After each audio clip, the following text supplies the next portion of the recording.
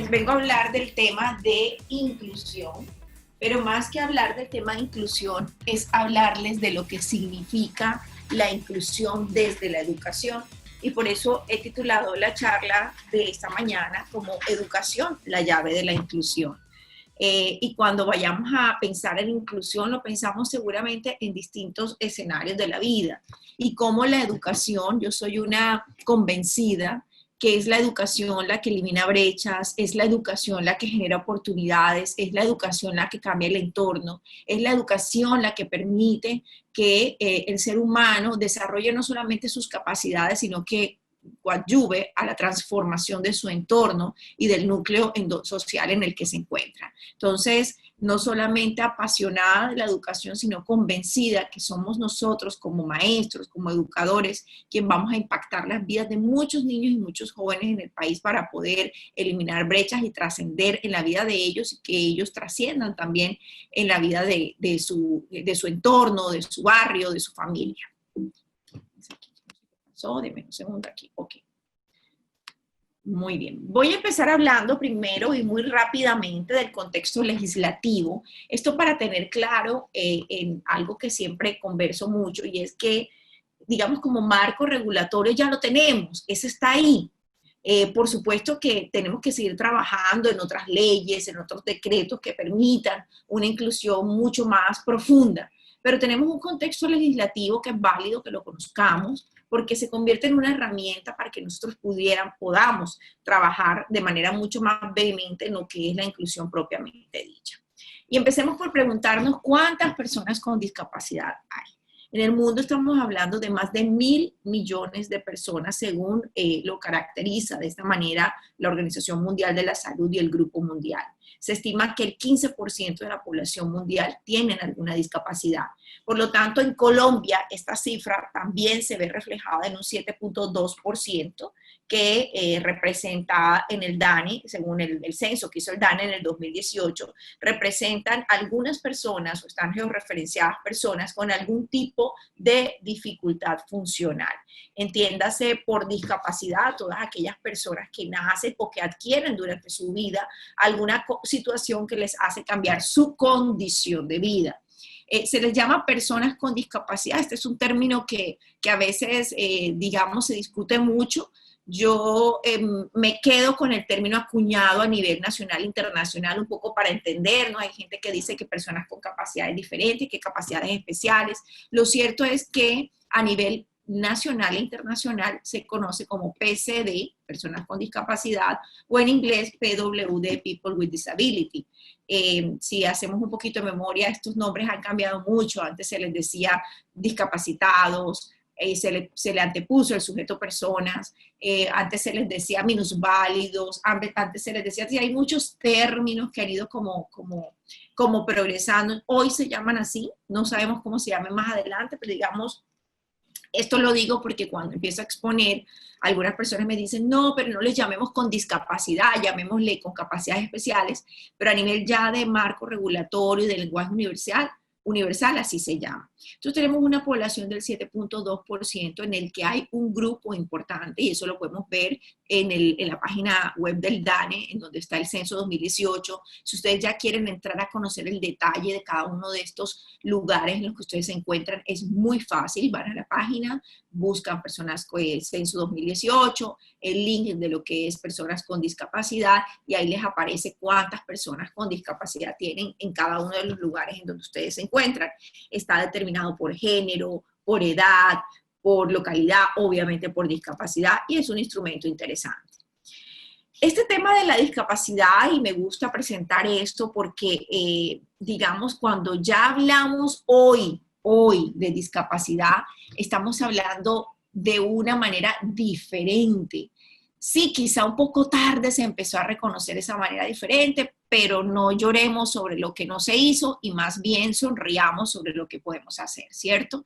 Entonces, antes era una mirada bastante asistencialista a este tema. Le regalé la silla de ruedas, de un bastón, le regalé un mercadito, etcétera. Esto ya no puede verse de esta manera. Esta es una población que clama por la restitución de sus derechos, porque sin duda alguna como población vulnerable ha sido vulnerada en sus derechos durante muchos años. Y si ustedes conocen o tienen algún miembro con discapacidad en sus familias, que ya sean adultos, se darán cuenta que quizás por el desconocimiento o porque el entorno mismo no brindaba estas oportunidades, fueron personas que crecieron quizás sentadas en un mecedor, en una silla, como si fuera una planta, lo pasaban de un lugar a otro, y no porque fuera rechazado por su familia en muchos casos, sino porque sus padres o sus cuidadores no sabían qué hacer con estas personas, desconociendo todos los derechos que tienen estas personas con esta población con discapacidad. Entonces, en 1994 se empezó a hablar por primera vez de una educación inclusiva, no educación especial, no eso que nos dicen que niños especiales, que madres especiales, que profesores especiales, no, todos somos especiales, todos los niños son especiales y todas las mamás somos especiales, ¿verdad? Esto de educación inclusiva, que se empezó a hablar en 1994, es esa búsqueda de sociedad incluyente que empezara a pensar todos los procesos educativos desde la inclusión y no planteada como lo que necesita, sino como las oportunidades que tienen de cambio. Que eso es también otro salto de paradigma que voy a hablar más adelante que tenemos que dar, ¿no? Es decir, no es qué necesita para ayudarle, no, qué oportunidad le voy a brindar. Tenemos la ley 1346 del 2009, que también habla sobre la Convención de los Derechos de las Personas con Discapacidad, en su artículo primero. Solo hasta el 2006 empezamos a hablar de los derechos, de ese restablecimiento de derechos. Dejamos de ver la discapacidad como una enfermedad, porque esa es otra. Cuando vemos a un estudiante con discapacidad, enseguida lo asociamos a que está enfermo, y como está enfermo, tiene que tratársele como enfermo. Esto es una condición de vida con la que se nace o que se adquiere en algún momento de la vida para algunos y con la que hay que vivir. Y el vivir exige que me dejen vivir, exige derechos, exige oportunidades, exige cambios.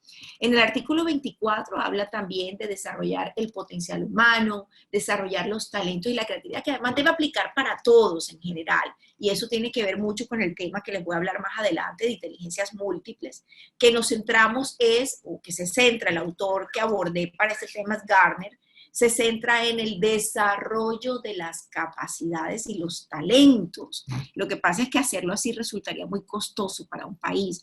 Muchos de ustedes habrán oído escuchar hablar del modelo de la educación en Finlandia. Es una educación basada en la capacidad y el talento de cada uno de los estudiantes. Hacer esto en Colombia es impensable por lo costoso que puede ser. Es como si tuviera que tenerle un plan curricular a cada estudiante. Imagínense la locura. Pero eso es lo ideal, porque todos tienen capacidades distintas, personalidades distintas, talentos diferentes, creatividades diferentes. Y si me centro en eso, es donde yo realmente voy a provocar cambios y liderazgos.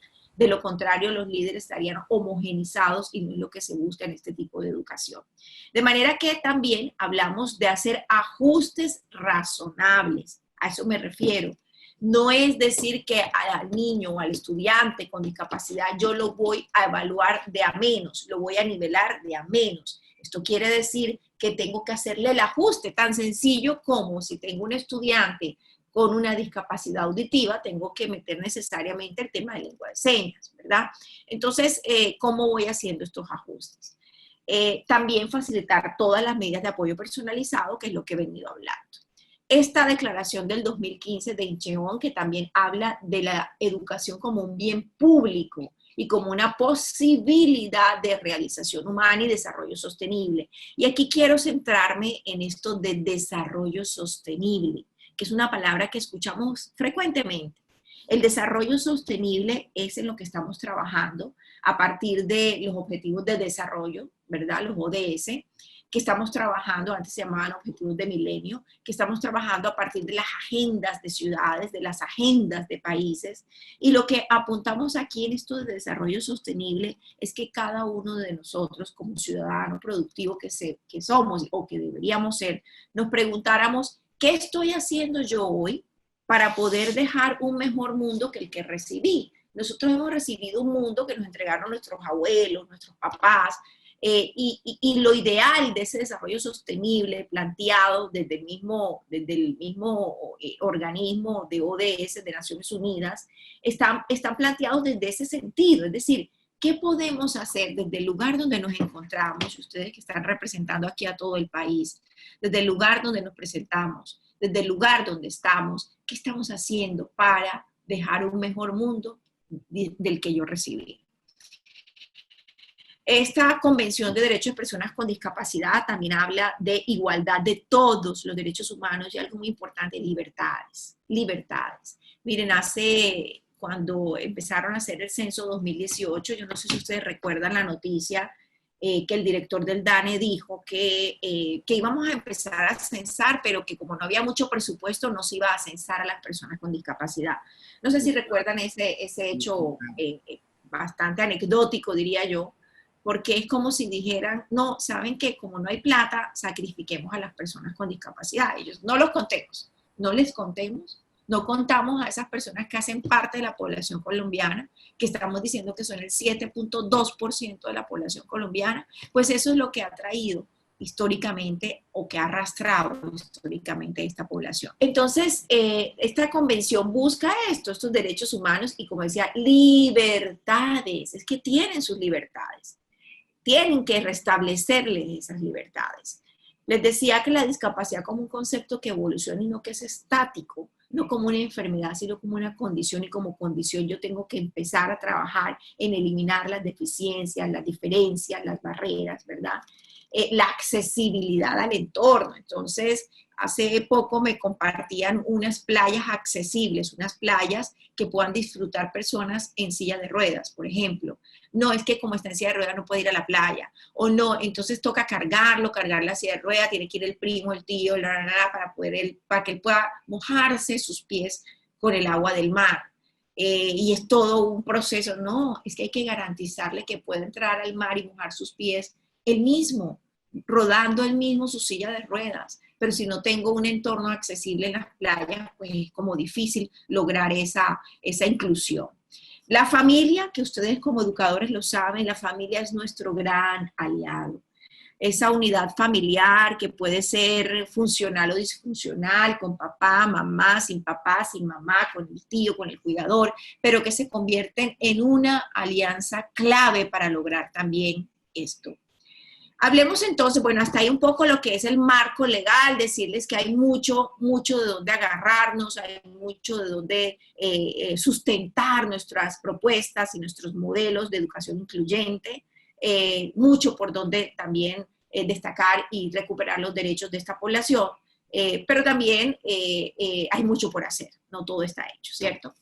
En Colombia también hemos tenido unos avances maravillosos. Yo estoy trabajando en este tema hace 14 años por una historia que ahorita más adelante les contaré. Y quiero decirles que me alegra muchísimo contar todos los avances que ha habido en nuestro país en los últimos años. Yo diría que en los últimos 5 años ha habido un avance muy interesante. Entonces, estamos hablando ya, nos atrevemos a decir, de una educación inclusiva e intercultural. Este modelo de educación incluyente en nuestro país además es hermoso porque además de contar a la población con discapacidad, cuenta a otro tipo de poblaciones que ya más adelante les voy a segmentar un poco, pero que trabaja fundamentalmente en la identidad de la persona. En la identidad de la persona y esa persona que ha sido rechazada, que ha sido indiferente o que ha tenido gestos de indiferencia, que ha sido invisibilizada. Entonces, ¿qué busca este modelo en Colombia? Una sociedad incluyente en materia de procesos educativos, que permita valorar, potenciar, destacar la diversidad, la interculturalidad y que a partir de esas condiciones de vida, porque son condiciones, el que nace alto, muy alto, el que nace bajito, muy bajito, el que nace, en fin, todas las condiciones de vida, pero también intercultural, el que nace aquí en la costa Caribe, el que nace en Bogotá, el que nace en Bucaramanga, es decir, sin lugar a dudas tenemos unos entornos culturales que nos marcan como individuo y frente a ese nos marcan como individuo empezamos a tener ese signo, esa marca que nos permite vivir en unos entornos en los que podemos ser inclusive señalados. O el tema también del género, que lo vamos a ver más adelante, ¿verdad?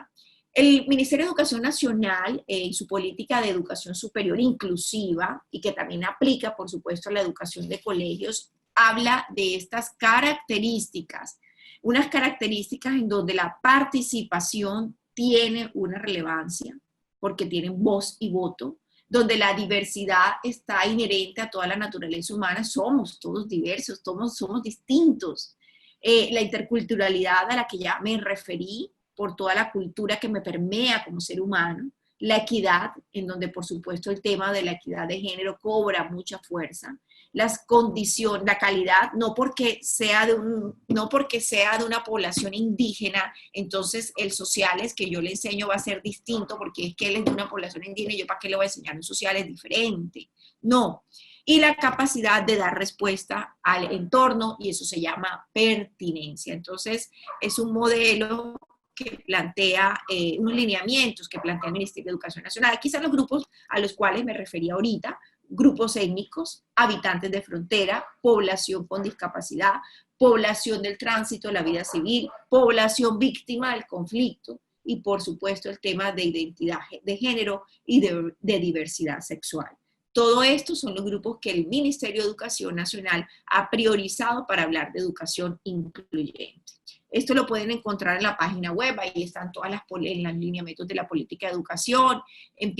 También interesante los desafíos que se plantean, no solamente para universidades, sino también para entornos educativos como los colegios, y empezar a hablar de esas políticas, que los colegios empiecen a pensarse también en cuál es mi política de inclusión. Las universidades lo estamos haciendo porque la premisa es que el estudiante no va a adaptarse a lo que hay. No, es el colegio, es la institución, es el modelo de educación que tiene que adaptarse a lo que el estudiante pida o necesite. Entonces, si a mí me llega a la universidad un estudiante ciego y ese estudiante quiere estudiar comunicación social y resulta que va a dar una clase que se llama fotografía, ¿cómo hago para enseñarle fotografía a un estudiante ciego? Esos son los desafíos que tenemos. Y lo hemos hecho y tenemos evidencia y lo hemos logrado. Pero es también tener esa disposición y esa apertura. Hablamos entonces de los tres lineamientos que desde los espacios de academia se dan, y es el proceso académico, ¿verdad?, que debe facilitar ese aprendizaje y ese desarrollo. Allí tenemos que hablar de la flexibilización curricular, de propuestas curriculares en donde yo permita esa inclusión, de una evaluación permanente. En la parte de docencia hay que formar a los docentes sin duda alguna, porque son maestros que no fueron educados para esto, nadie ha sido educado para esto, de hecho, pero hay que formarnos, hay que capacitarnos, hay que aprender. Y por supuesto los espacios de investigación, innovación y creación artística y cultural que permitan esa interdisciplinariedad, no pensar que solamente de unos cuantos, entonces lo estudian los psicólogos, los médicos, no, este es un tema también de los ingenieros, este es un tema también de los arquitectos, este es un tema también de los administradores. Entonces somos todos los que tenemos que propender por ese diálogo de saberes. Una estructura administrativa y financiera sólida que permita también reconocer qué es esto para asignar los recursos humanos y financieros pertinentes, porque sin duda hay que hacer adaptaciones. No quiere decir que yo voy a tumbar un edificio ahora para que sea incluyente, ni más faltaba, pero quiere decir que todo lo que yo haga en adelante, si he asumido llevar la inclusión y la accesibilidad, tenga que hacerlo. Y en eso es importante, ahora que las ciudades empiezan a esta nueva normalidad, que es lo que voy a hablar también ahorita, entiendan que no podamos volver a esa nueva normalidad siendo los mismos. Y cuando hablo de esto es que si yo voy a un centro comercial y hay un parqueadero azul que tiene pintado el símbolo de que es para personas con discapacidad, yo tengo que respetarlo. Y ese irrespeto existe en todas las ciudades de Colombia y en muchas del mundo también, pero en todas las ciudades de Colombia no respetan los parqueaderos azules. Si esos parqueaderos azules estuvieron desocupados durante 4 meses, 3 meses, porque estábamos en una cuarentena, entre comillas desocupados, porque las personas con discapacidad eran población vulnerable y no podían salir, yo debo volver a mi nueva normalidad siendo distinto. Entonces a eso nos referimos, unos recursos que evidentemente se tienen que enfocar a eso, pero no quiere decir que yo deshaga lo hecho, quiere decir que de aquí en adelante lo que yo haga piense en esta población. Y cuando pienso en esta población es no solamente el parqueadero, es la baranda, es la rampa, son los espacios incluyentes, es el parque para los niños que tienen discapacidad física, etc. Y la política institucional, que ya les hablé, es la voluntad que tiene cada institución para diseñar esa política que rige en examinar y eliminar las barreras que puedan existir en el aprendizaje. Este decreto que me encanta es el decreto 1421 del 2017, porque este decreto es el que dice efectivamente que todos los niños con discapacidad, jóvenes con discapacidad, tienen derecho a la educación y que para ello tengo que trabajar como ente educativo, institución educativa, en capacitarme para atenderlo. Entonces tenemos distintas ofertas y ahí está la oferta bilingüe bicultural, ¿verdad? Para enseñarle, por ejemplo, lengua de señas, la oferta hospitalaria domiciliaria, que es cuando el estudiante con discapacidad no puede ir por sus condiciones al colegio, entonces el modelo debe desarrollársela en su casa, ¿verdad? La oferta de formación de adultos para los mayores de 15 años. Este planteamiento que nos hace el Ministerio de Educación también nos habla del índice de inclusión para educación superior. Este índice de educación lo que hace es que examina la percepción de la comunidad académica para atender lo que había hablado ahorita, la diversidad, la equidad y calificar todo lo que tiene que ver con aprendizaje, participación y convivencia de la comunidad.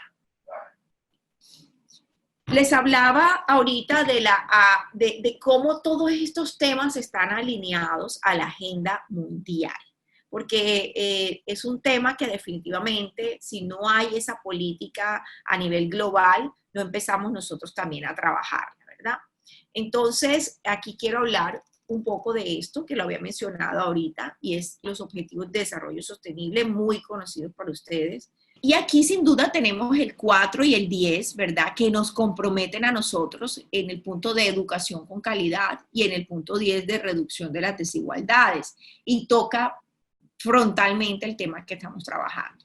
Debemos garantizar una educación inclusiva, equitativa y de calidad, y debemos trabajar por la reducción de las desigualdades, como decía ahorita en la introducción, la educación sin duda es la llave de reducción de estas desigualdades. La UNESCO nos plantea este modelo que estamos trabajando, todos los que estamos en el sector de educación, estamos trabajando en este modelo de educación 2030. Nos quedan todavía unos, no teníamos el COVID, es decir, no había aparecido la pandemia, ¿verdad? Pero tiene toda vigencia y yo creo que quienes se lo pensaron y quienes proyectaron esto de educación 2030, sin saber que íbamos a estar viviendo todo lo que hemos vivido en este 2020, nos deja unos interesantes retos, porque tiene toda la pertinencia aún en medio de esta situación. Y es una educación inclusiva y equitativa de calidad y un aprendizaje a lo largo de la vida para todos. Y fíjense, garantizar acceso en condiciones de igualdad para todas las personas que han sido vulneradas, para las personas con discapacidad, para los indígenas, para los niños o estudiantes en general en situaciones de vulnerabilidad en todos los niveles, no solamente la enseñanza básica primaria, ¿no? Que logren graduarse, que logren también llegar a una universidad y luego también que logren su inserción laboral. En la Agenda 2030, que estamos también, es la equidad e inclusión con normativas centrales. Yo estoy segura que usted ya esto se lo han leído muchísimo, pero solamente quisiera resaltar lo que está aquí un poco más en negrita y es asegurar un aprendizaje pertinente y eficaz, atender la calidad, atender la relevancia. Los invito a que siempre estemos como repasando qué dice allí, porque pienso que esa es como nuestra ruta de trabajo, ¿no? El para dónde vamos, el hacia dónde nos proyectamos. Y muy bien, estamos entonces en estas evaluaciones permanentes para el aprendizaje, evaluaciones que permitan e inviten a los docentes a adaptar sus estrategias de enseñanza. Y miren lo que estamos ahora. Yo creo que esta situación para nosotros como profesores, yo también soy profesora de la universidad, dicto una clase, y miren cómo nos ha tocado adaptar. Creo que más de uno seguramente conocerá casos de profesores que dijeron, yo no puedo dar mi clase virtual, no puedo, y no puedo. Algunos que ni siquiera sabían manejar toda esta tecnología y además nos sigue costando, ¿no? El cómo adaptarnos a estar en casa y poder brindar lo mismo que brindábamos cuando íbamos face to face. Entonces, creería yo que esta diapositiva que tengo aquí hoy tiene toda la pertinencia. ¿Cómo adaptamos nuestras estrategias a lo que nos toque vivir? Es que esta es la realidad que nos tocó, no la pedimos, no levantamos la mano, pero aquí estamos y tenemos que cumplir con nuestros objetivos de docentes, con nuestras metas, con todos los temas de clase que teníamos preparado y adaptarme a lo que hay y adaptarme a la situación de ese estudiante que está allá al otro lado de la pantalla y no sabemos qué está haciendo, pero creemos que nos está escuchando, ¿verdad? Entonces, creería yo que esto que nos plantea la Educación 2030 tiene toda la pertinencia, e inclusive hoy, en esta situación de pandemia. Bien, modelo de inclusión de personas con discapacidad. Esto que les voy a compartir es algo que he venido trabajando. Este es un modelo personal, es un modelo que he ido modelando a partir de los últimos años, en donde está centrado en 3 temas de los cuales quiero hablarles: inteligencias múltiples, capacidades y capital humano, y resiliencia. De pronto, de inteligencias múltiples, de capacidad y de resiliencia han oído muchísimo porque terminan siendo palabras como de moda. Hoy todos hablamos de resiliencia, ¿verdad? Pero quiero marcarlo así porque el uno tiene que ver con lo otro. Primero, inteligencia múltiple. La inteligencia múltiple que nos plantea Gardner, como les decía, es preguntarme cuáles son las capacidades de ese estudiante, para este caso, o de ese ser humano. Porque inteligencia lo define Howard Gardner como la capacidad para resolver problemas. Entonces, esa definición que hace Gardner como la inteligencia, capacidad para resolver problemas, me lleva a mí a preguntarme, bueno, ¿y cuáles son las capacidades? Pero además también nos dice Gardner, no tenemos problemas, convirtámoslos en reto, porque cuando yo digo inteligente es ser capaz de resolver un problema, también me planteo una pregunta, bueno, ¿y qué problemas ha tenido ese estudiante para medir su inteligencia? ¿O qué problemas ha tenido esa persona para medir su inteligencia? En efecto, todos tenemos problemas desde que nacemos. El solo nacimiento ya se nos convierte a nosotros como bebés en un reto, en un desafío, porque empezamos a respirar y empezamos a vivir. Eso ya es mostrarnos, digamos, una capacidad para resolver problemas y a lo largo de la vida lo vamos teniendo. Evidentemente, hay quienes tienen retos más grandes que otros, bien sea porque la vida se los puso a vivir, no lo pidieron, bien sea porque les tocó, bien sea porque también se lo pusieron, o sea, lo escogieron, digamos, de algún modo. Entonces, si inteligencia es ser capaz o tener la capacidad de resolver un problema, viene la siguiente pregunta: ¿y qué es capaz? ¿Qué es tener una capacidad? Entonces, aquí también baso mis definiciones en otra investigadora. Howard Gardner es investigador de Harvard, y la otra investigadora que les voy a citar, que habla de desarrollo de capacidades, también es de la Universidad de Harvard y se llama Martha Nussbaum. Y Martha Nussbaum habla de que ser o desarrollar capacidades es crear oportunidades. Y habla de la economía del bienestar, que seguramente ustedes también habrán leído, y que va a tener, miren, son palabras que uno venía como estudiando, investigando, leyendo hacía rato y se le presentaban a uno por ahí, pero uno decía así como interesante, pero lo que tenemos ahora, estas palabras toman total vigencia. Miren, economía del bienestar. Hoy, más que nunca, debemos hablar de esa economía del bienestar. Bienestar, si lo descomponemos, es estar bien. Y ese estar bien es lo que todos buscamos hoy. El cuidado, pero sobre todo algo muy importante, el autocuidado. Miren la fase en la que vamos a pasar ahorita con la pandemia. Ya vamos a entrar en una fase que ahora sí es verdad, cuídate. Gardner dice ser inteligente es tener la capacidad para resolver problemas, y ya expliqué ahí un poco todo el tema, cómo ve él el problema, lo ve como reto, lo ve como qué bueno que se presente, porque es que voy a medir mi inteligencia. Son esas personas que dicen, voy a ver qué tan capaz soy, ¿cierto? Nussbaum plantea el concepto de desarrollo de capacidades como creación de oportunidades, como esas oportunidades que se dan ¿para qué? Para demostrar de qué estoy hecho, para demostrar de qué soy capaz. Y me estaba refiriendo al término economía del bienestar, porque precisamente en las definiciones que nos da Nussbaum sobre economía del bienestar, les decía que toma total vigencia hoy. Si ha habido algún momento más pertinente para hablar de economía del bienestar es este, porque la economía del bienestar, que no es otra cosa que estar bien, es la que me dice a mí, tienes que cuidarte. Y hoy estamos hablando de eso. Hoy todas las campañas que vemos de educación frente al COVID es cuidado y autocuidado. Estamos hoy pasando a una fase, aquí en Barranquilla, además que creo que vamos un poquito más, digamos, en una fase un poquito más adelantada de pronto que Bogotá y hasta Medellín, porque llegamos más rápido a la curva, al pico, perdón, del contagio.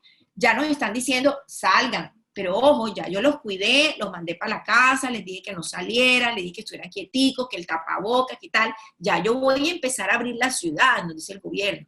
Pero ya ustedes, ya yo les enseñé cómo tenían que cuidarse. Ahora si vas a salir, autocuídate, porque ya yo no voy a estar detrás de ti para decirte no salgas a la calle.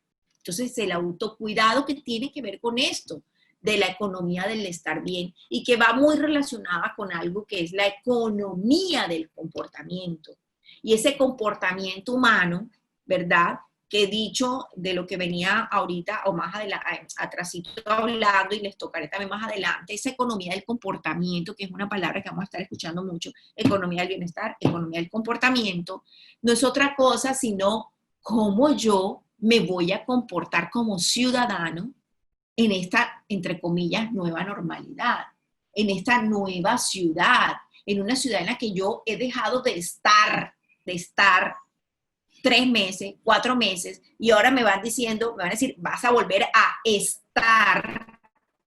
Trata de estar bien, trata de estar bien, trata de que el reencuentro sea bien, como los que han dejado de ver a sus papás, a sus abuelitos. Entonces uno dice, quiero reencontrarme y seguramente quiero que el reencuentro con mis abuelitas y cuando las pueda ir a abrazar, mis 2 abuelitas viven de 80 y pico y 90 años y yo no me atrevo a ir a abrazarlas porque me da miedo que yo no he tenido COVID, no he tenido síntomas, pero me da un pavor ir allá y que les pase algo por mi responsabilidad. Pero el día que las pueda volver a ir a abrazar, seguramente será el abrazo más largo que les he podido dar y quiero que ese reencuentro con ellas sea realmente especial. Entonces, de esa misma manera, el encuentro con los lugares y escenarios públicos de mi ciudad debe ser especial, debe ser diferente, ¿cierto? En ese sentido, dice Nussbaum, esa economía del bienestar busca que mis capacidades y mi desarrollo de capacidades como creación de oportunidades me permitan ser feliz o al menos intentar buscar esa felicidad. Y el último término de este modelo que les vengo a compartir es resiliencia. ¿Y por qué en esa ruta, inteligencia, capacidad, resiliencia? Porque si bien inteligencia es la capacidad de resolver un problema y capacidad es la posibilidad de creación de oportunidades, resiliencia es emerger del problema, emerger de la situación. Resiliencia es renacer de la dificultad. La resiliencia es, seguramente también lo saben, pero lo comparto desde la mirada de este modelo, la resiliencia es haber tenido la oportunidad de enfrentar un problema, convertirlo en reto, desarrollar mis capacidades y hoy ser mejor que antes de haber vivido el problema. Es decir, prácticamente como estar agradecido de haber vivido eso que de pronto había sido el tremendo problema que la vida me ha puesto a vivir. Considero que son pocos los seres humanos que llegan a ser resilientes. Y no porque no sean capaces, sino porque no conocen que la ruta o el proceso llega hasta la resiliencia. Y de pronto se quedan en la mitad del camino. Y la resiliencia definitivamente es un nivel superior a la inteligencia, porque es lograr el renacimiento, es lograr emerger y ser mejor, mucho mejor que antes de haber vivido esa situación de crisis. Aquí está lo que un poco les he mencionado, ¿verdad? De Gardner pueden encontrar mucho de las inteligencias que habla Gardner. Él empezó a hablar de las inteligencias desde los años 80, y en esos años, de esos años hasta acá, Gartner ha desarrollado, ha planteado otros modelos de inteligencia, ¿verdad? Esto es lo de Martha Nussbaum, para los que quieren saber cómo es el nombre que les estaba compartiendo. Y esto es lo que planteamos en el modelo de resiliencia.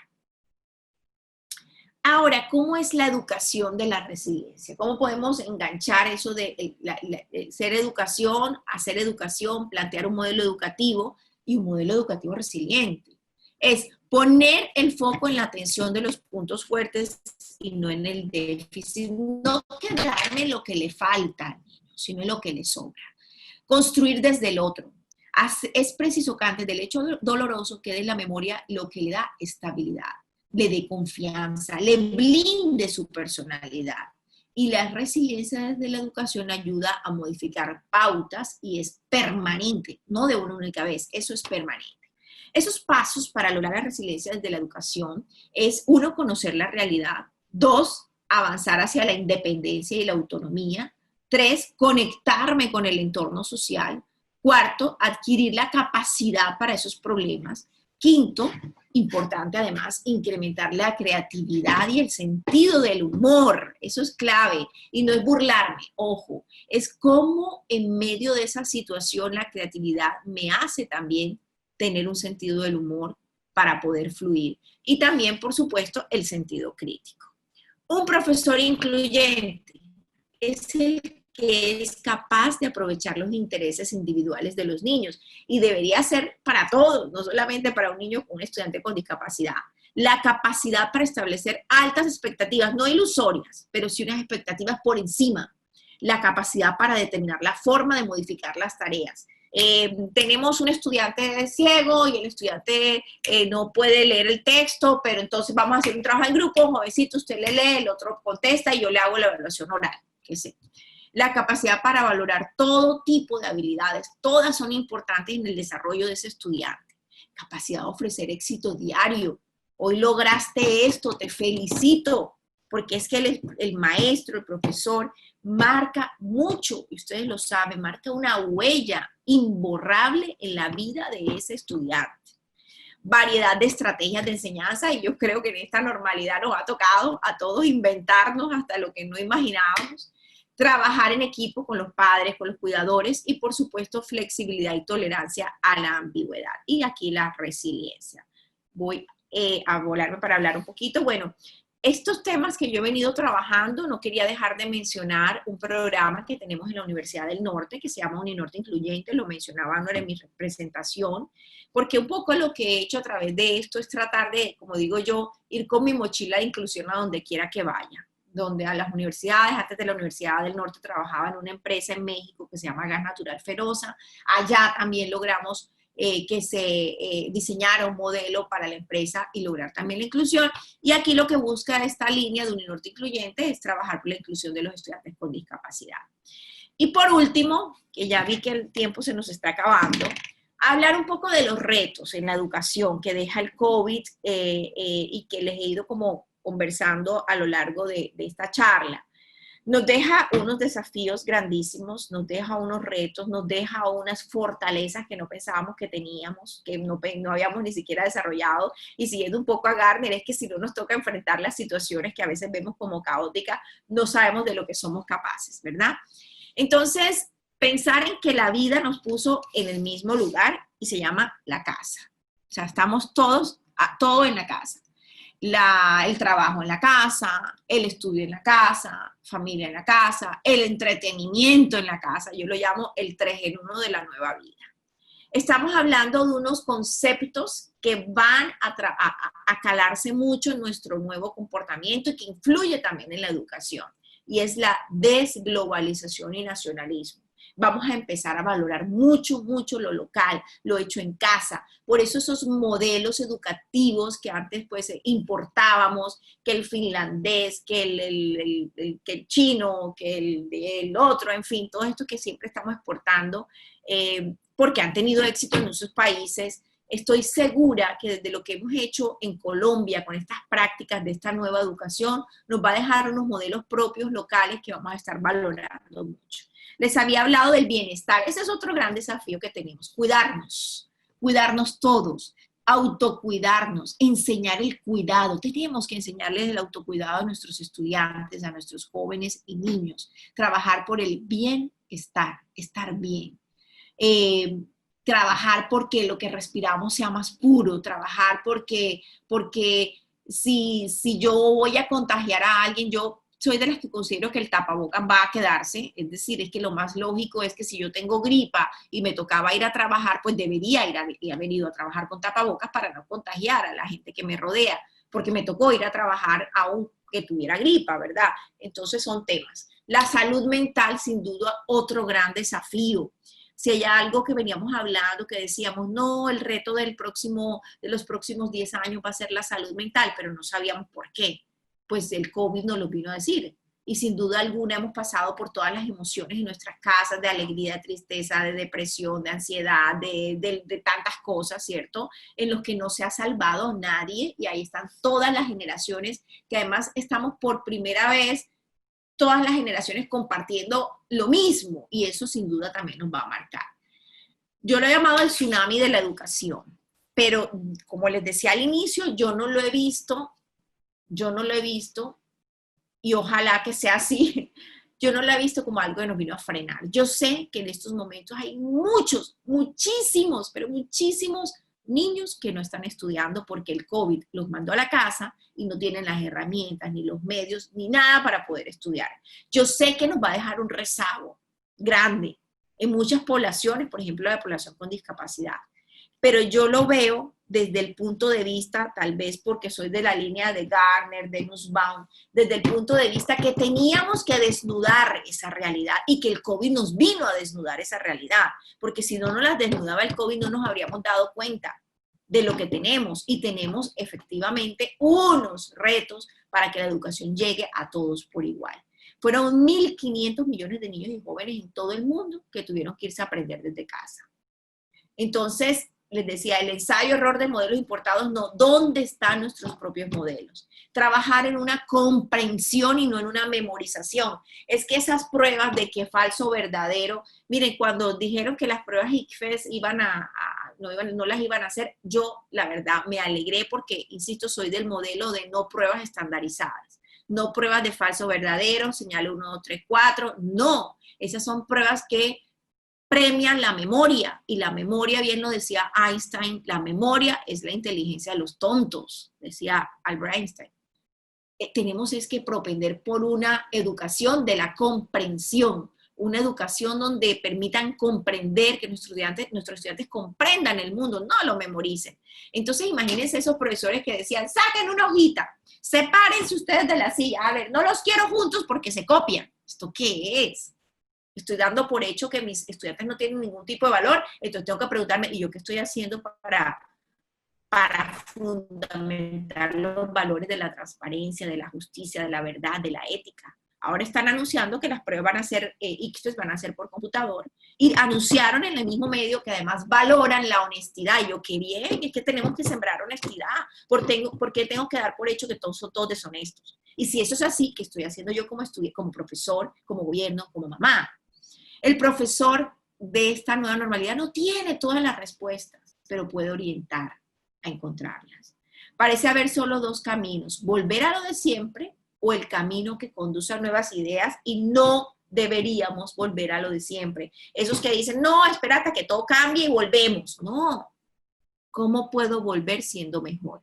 El COVID-19 ha visibilizado situaciones que se remontan a 200 años en el sistema educativo global, como la desigualdad de la financiación, la falta del enfoque del bienestar emocional, que se lo dejamos siempre a la psicóloga del colegio, y eso debe ser un trabajo en equipo. Preguntas, ¿volveremos al aprendizaje pasivo tradicional frente a un tablero? Miren, yo dicto clase a las 6:30 de la mañana los martes a estudiantes de último semestre de comunicación social de la Universidad del Norte.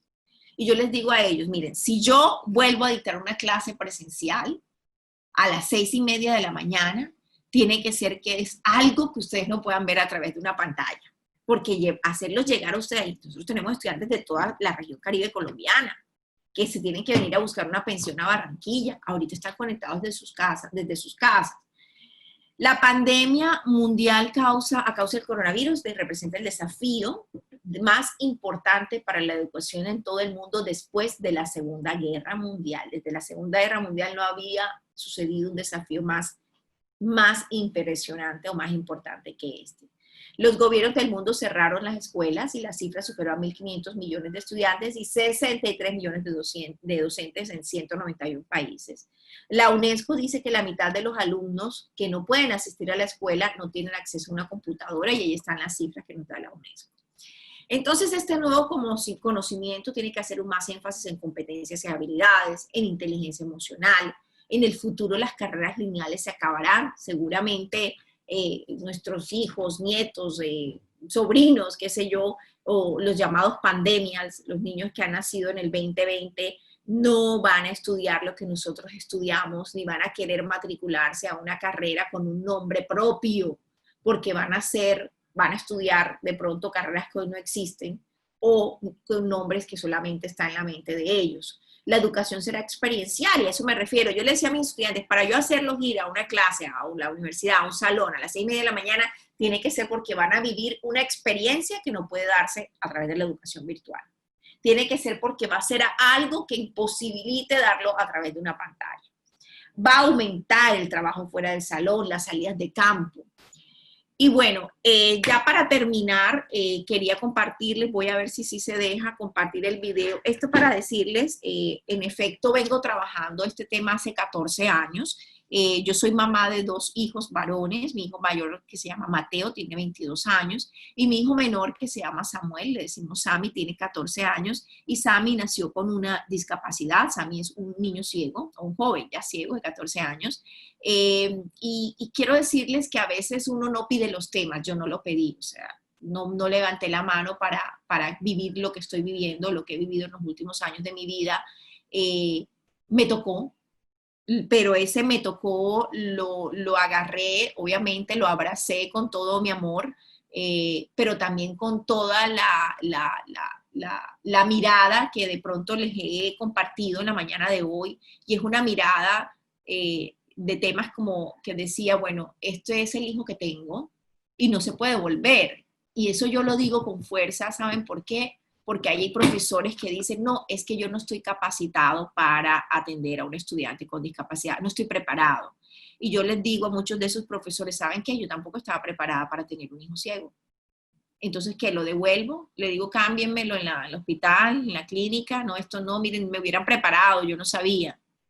Pues esa misma pregunta quiero trasladarla a los maestros, a los profesores de todos, de los colegios y de las universidades, porque hay profesores en la universidad que dicen, no, es que a mí eso no me lo enseñaron, yo soy arquitecto y a mí no me enseñaron, no me prepararon para enseñar entonces a un joven que no oye, o a un joven que no ve.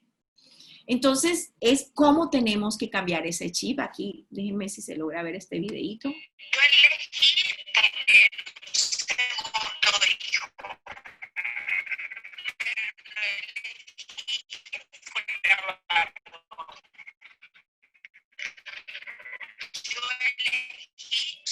No sé si se oye, ¿se oye? Esta discapacidad te toca la puerta. Es un antes y un después. Yo sí, dame el paso. Bueno, ese es Sammy, no sé si se oye. Perfecto, ok. Y bueno, este es Sammy. Sammy estudia en un colegio que llaman regular. Regular quiere decir que es incluyente. Es decir, allí Sammy es el único niño ciego de su colegio. Hay otros, de pronto, creo que puede haber otras discapacidades, pero el tema es que es un colegio en donde todos aprenden lo mismo, y eso es realmente una educación incluyente. Ustedes lo están viendo allí con su máquina Perkins, en una clase de educación física, en donde el profesor, pues nada, le explica lo mismo que están aprendiendo, y la bendición, ¿verdad?, de poder ser incluidos desde todos sus aspectos, desde la educación fundamentalmente, pero también desde la parte social, cultural, emocional, por supuesto. No solamente impactando la vida de sus profesores, sino también la de sus compañeros. Hoy pasa algo curioso, ya Sammy está en 7º grado, esos son videos, estaba más pequeño, ya me pasó en estatura, sino también de sus compañeros. Hoy, por ejemplo, déjame acá ver qué pasa. Hoy, por ejemplo, muchos de los papás del colegio me dicen, yo quisiera que mi hijo tomara clases con Sami, porque precisamente se convierte como en un plus en su educación, ¿no? Estoy segura que estos niños que han estudiado, que han crecido, él se ha convertido además en un líder de la inclusión. Bueno, fue el rey del carnaval de los niños aquí en Barranquilla, y le gusta hacer música, y se ha convertido también en ese liderazgo de educación incluyente, animando no solamente a profesores a que esto sí es posible, sino exponen sin discapacidad a creer que sí es posible que en este mundo pues convivamos todos, pero sobre todo a hacer entender un poco a que este tema de educación incluyente realmente es esto. Y en este cuadro ya termino. Y es una educación incluyente, es lo que vemos en la parte de abajo. Inclusión es que si una persona entra por esa puerta debemos entrar todos. No es exclusión, dejarlos afuera. No es segregación, espérate que esto van aparte. No es, están juntos, pero les hago una islita, no, es lo que vemos realmente en la parte del cuadro de abajo.